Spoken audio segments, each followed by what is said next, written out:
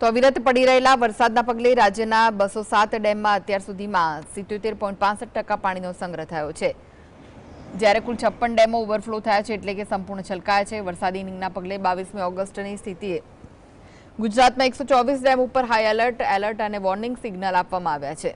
સરદાર સરોવર ડેમમાં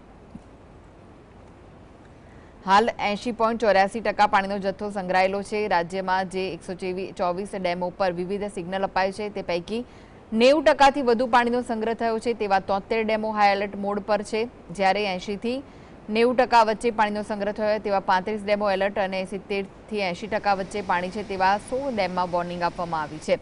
આ ઉપરાંત 82 ડેમો એવા છે જ્યાં 70%થી ઓછું પાણી છે। મધ્ય ગુજરાતના 17 ડેમોમાં અત્યારે 86.21% પાણીનો સંગ્રહ થયો છે।